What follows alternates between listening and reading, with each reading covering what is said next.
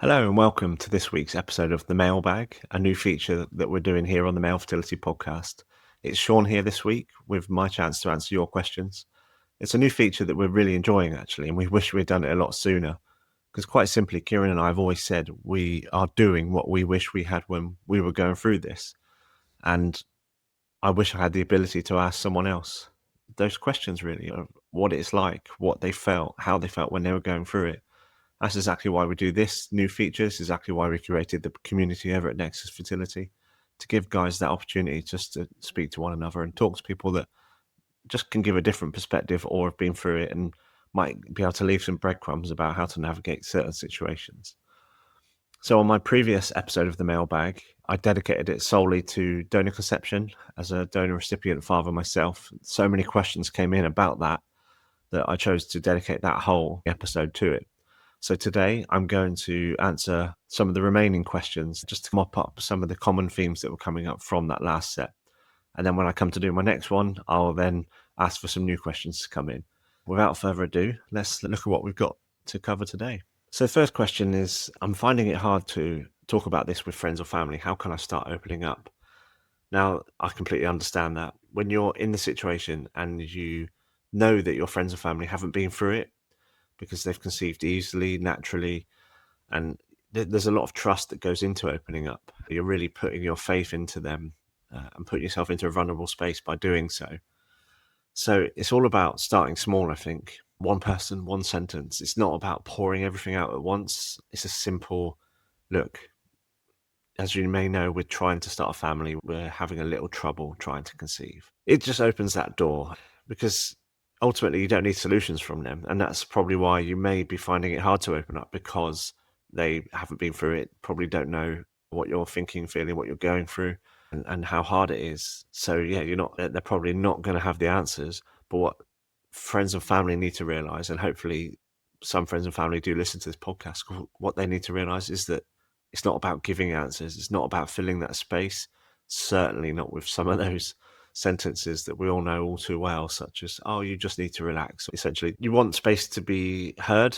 So whether you need to signpost your way into that and just say, look, I need to tell you something. All I want from you is to listen. And then I might just tell you a little bit today and then more in the future, but just hear me out.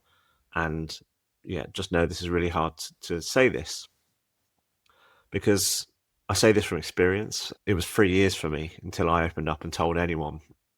Our mums knew from the outset. Mine rather unfortunately found out by way of me trying to apportion some blame somewhere as to why I got mumps, which led on to my infertility. Probably part of that grief process, blame being one. I phoned her up in a rather accusationary way to say, why didn't I have the mumps jab? But then, yeah, so she knew. And as I calmed down, that apologies were made, but they always knew. But then that was it for 3 years. And we didn't really, certainly I didn't even really talk any further than that anyway. But then when I eventually opened up to my mates, everything changed. I can honestly say everything got easier. But I do have to say this was 3 years down the line.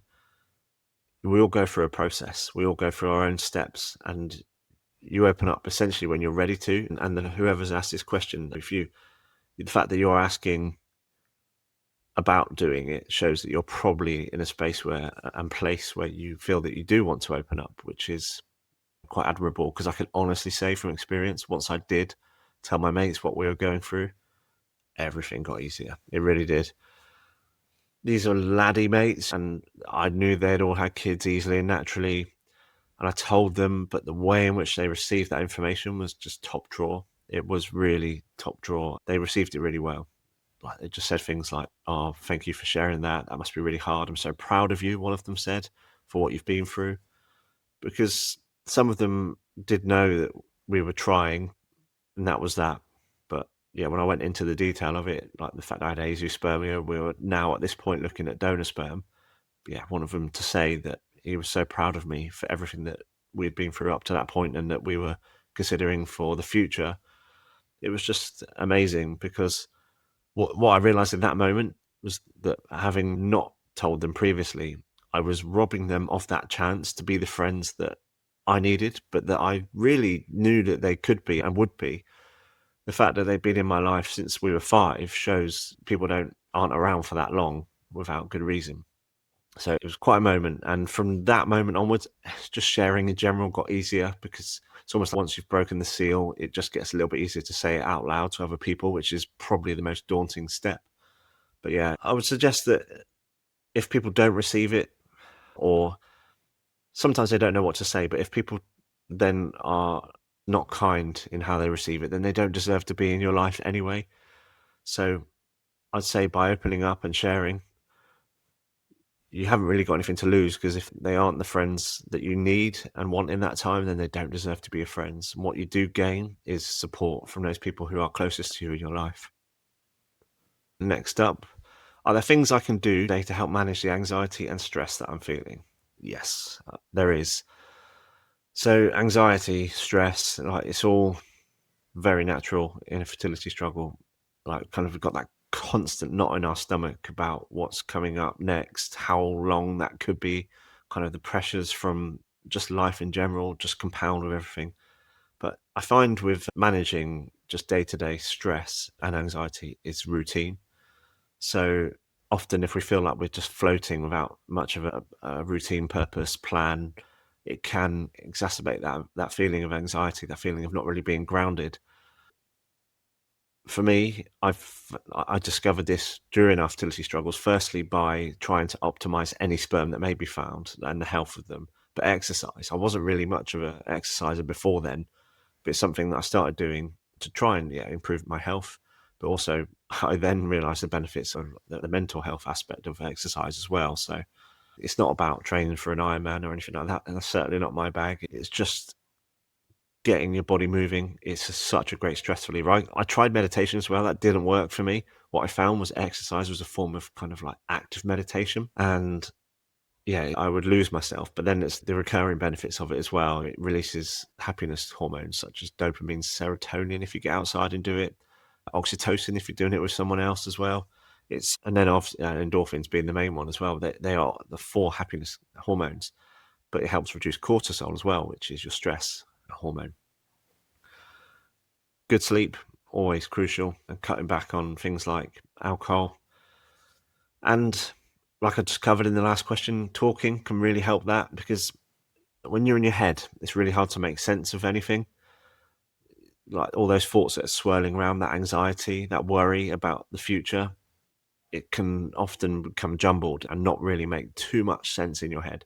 So if you're able to get it out and talk and share, whether it's with a counselor or with a friend or family member, it can really help you start to make sense. If perhaps talking is, like I mentioned in the last one, is that it's almost like a phased process to get there. You need to be in a certain place. If you're not quite there, try journaling. And certainly if you're British and a British man listening to this, you might go, oh, what? No, it's not about getting a diary, pouring out everything. Just get an app or get the notes on your phone and write down what you're feeling, write down what it is that's troubling you and stressing you out.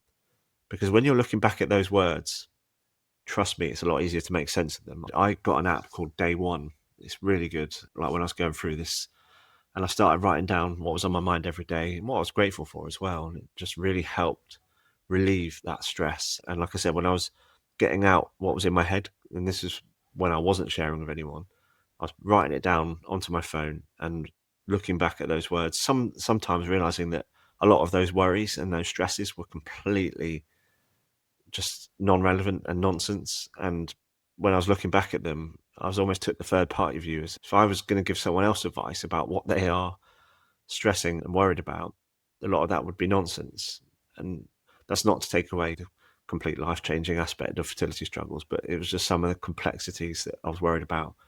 For example, loss of masculinity and identity, questioning who I was as a man, when I was actually airing it out as this is all just ridiculous. I'm not absolutely no less of a man, which I know Kieran covered a lot on the last episode. So do go back and listen to that as about his thoughts and feelings on that. But yeah, slow, steady things, routine is key, and set some goals as well. Have something to work towards, like on a fitness journey or something. And like whether it's like a weight loss or something like that, just having something to keep focused on, because it's quite exhausting just being focused on fertility all the time and just being stressing like about it all the time. So yeah, get something that can be a good distraction. Make sure you're getting good sleep, and yeah, that can really help. We want to tell you about Impril, the unique supplement for conception, which is recommended by fertility specialists for both men and women. We know that poor nutrition is one of the leading causes of infertility, but we are also aware that it's practically impossible to maintain a diet that's perfectly balanced, especially for conception. Choosing the right supplement can be confusing. Many multivitamins contain strong antioxidants, which may actually damage sperm quality. Impril is made from activated micronutrients, which help every cell within the human body, from the biggest, the egg, to the smallest, the sperm. These micronutrients have been clinically proven to significantly improve live birth rates for men and women who have previously been struggling to get pregnant. You can find out more and hear from couples who have used Impril by visiting fertilityfamily.co.uk.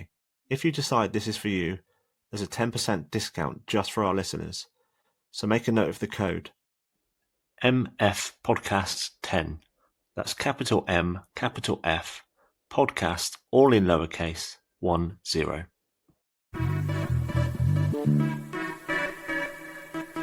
Okay, next question. I sometimes feel invisible in appointments. How can I make sure that I'm part of the conversation? Yeah, again, something that I remember and resonate with. I think sometimes, I have to be honest, that was down to me.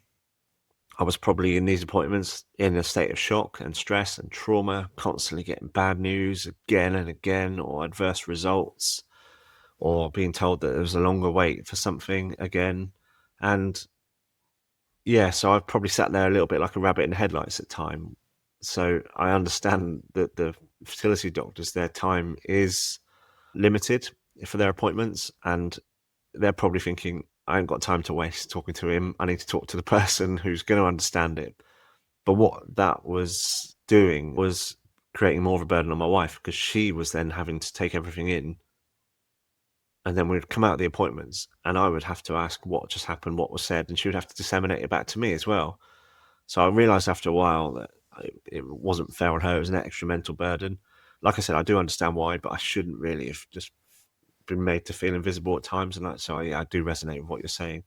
What I started doing to combat that was playing a more active role in appointments, like doing research about what the next phase was, what the appointment was going to be about. So just making sure that time in the appointment was, we had better bang for buck. I was able to ask the questions that were pertinent and relevant and on my mind. And also what I found was a really useful technique. I mentioned zoning out a lot of the times when I was in that stress and trauma situation. I found by taking notes, I was actively listening, and then was able to be more present and certainly ask questions that came up there and then because I was listening properly. And that then served to create less of a burden on my wife, because I wasn't having to ask her what had just happened. You're not a passenger in this process. You're very much part of the conversation, and you deserve to be seen and heard in those appointments. Just make sure that you are making the effort to be seen and heard in those appointments. It really does. It creates better outcomes for everyone, including your partner, if you're not having to rely on her to be listening to everything and disseminating it back to you. And the final question for today is, my partner and I are both struggling. How do we support each other without making things worse? Yeah, it's a big one. It's probably the most important aspect, really, because in this episode we've discussed sharing with friends and family, being more present in appointments and stuff like that. But first and foremost, it comes down to you and your partner, because you're in this together. It's you two that are the ones that are there outside of those appointments, outside of the conversations with friends and family. So if the communication breaks down between yourself, it's not a good place to be. And if you're both struggling independently, you're going to be struggling as a couple as well. So the key for this, really, it all comes down to communication. It's talking, like really talking, not just about the treatment and what's coming up next, your next appointments or anything. Just talk about your feelings. And I know for men, this can be daunting and a case of like sometimes laying it out there a little bit. But honestly, if you can't do that with your significant other, who can you do it with really? Be at home, be in your safe space together, and just. I'll tell you what. Actually, I remember something that really helped me was that I said, contrary to what I've just said, but go out for a walk. Go out together and walk, and then you're not in those four walls, which can be daunting sometimes. Walk together, facing the same direction. You're out in nature. You're not looking at each other like it's an interview or interrogation. Sometimes men will know what I mean by that one. And then I found that I was able to share a lot more freely and openly when we were out walking. We stumbled across that, pun intended, during the lockdowns. I really started opening up a lot better there. But I'm absolutely not dismissing talking at home. It is your safe space and it's somewhere that's completely private. Just it's not about fixing each other. It's just about listening to each other and expressing what you're thinking, what you're feeling. Your fears is a big one. And try to listen without answering, without trying to fix. Men, that's what we try and do, but just try and listen. Try not to judge, especially if some of the things that your partner is saying is about you, and perhaps how you may or may not be doing something or dealing with something. Try not to jump in at those points. We all deal with things in different ways, so it's just about acknowledging that even though you're a close partnership, we deal with things differently and at our own pace. So just allow them to air that out, hear them. But this is really important. It's not to push the other person to try and be somewhere where you may not be at that time. Let them get there in their own time. And yeah, just by airing things out, it can often speed this up anyway. Just generally, if you are struggling, just try and find joy in your own life. Go out and do things that don't revolve around fertility treatment, that do things that brought you joy before all of this fertility shit. Like it takes over your life, so try not to allow it to take over every minute of every day. Go out, do things that you enjoy, try and take mini breaks, or just go out for a day trip and escape away from those four walls, like I said, because they can be quite daunting. Like laugh, cuddle, be a couple. That's what's most important when it comes to a partnership struggling. It's about communication, but finding joy and remembering who you were before all of this and trying to rediscover that a little bit can be really crucial. Yeah, hopefully that's answered that question and all of the others. Like I said, this is something that we're really enjoying, these mailbag episodes. So keep your questions coming in. We've got the email, the malefertilitypodcast@gmail.com. There's the Instagram at the Male Fertility Podcast, where you can DM us on there, or you can contact me or Kieran separately. And as always, our Nexus Fertility community, that's always there, 24/7. The chat function is there for blokes, or you can send us questions on there that we'll answer here, where we can go into more detail. So yeah, stay in contact. You're not alone. We're here for you. And look forward to the next one. Until then, see you later. Thanks for listening. If you found the value in today's conversation, please follow the show and share with someone who might benefit.